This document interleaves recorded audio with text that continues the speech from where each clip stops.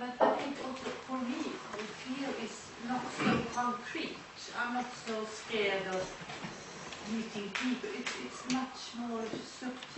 What do you say in English? Subtle. Yeah, Subtle, it's yes. much more, and it's not. It's. Yep. The reason why that is the case is that most of our fears are actually not about physical events, but rather about emotional events that occurred in our childhood. Right?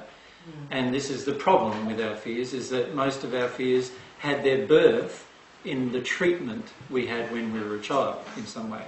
And that's why they are often very subtle and difficult to intellectually grab hold of.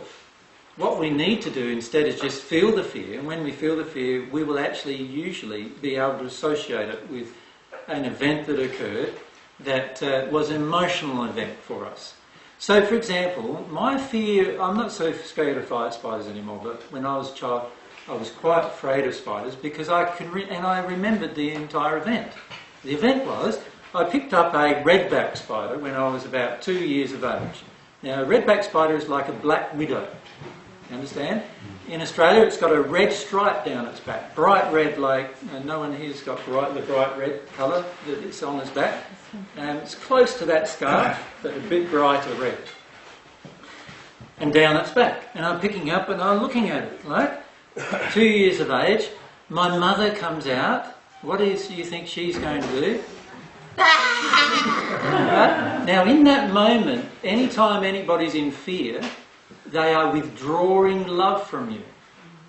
So now I have associated inside of myself the withdrawal of love to me picking up a spider.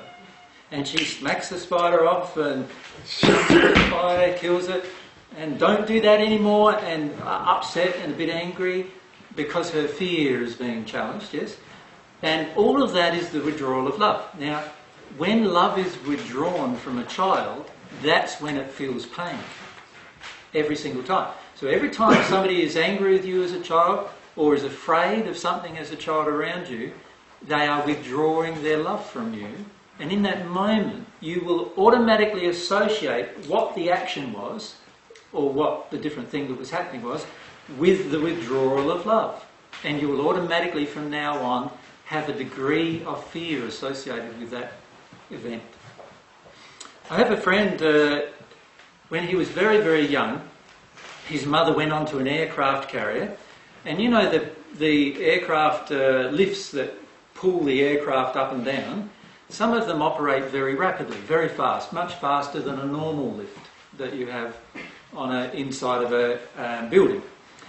And particularly when they drop, because they're generally empty, and they drop very suddenly and then they slowly come to a halt because of the way they're constructed. And his mother was nursing him and on top of one of these lifts, and it dropped. And it dropped unexpectedly for her, and she went into huge amounts of fear. She almost dropped the baby. It was just a young baby. And from that moment on, Gary, his name is, became afraid of heights.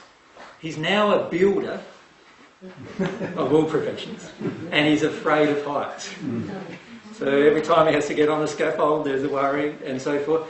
And unless he releases this emotion, this connection with the withdrawal of love from his mother at the dropping sensation, he will remain afraid of heights. You understand? Okay.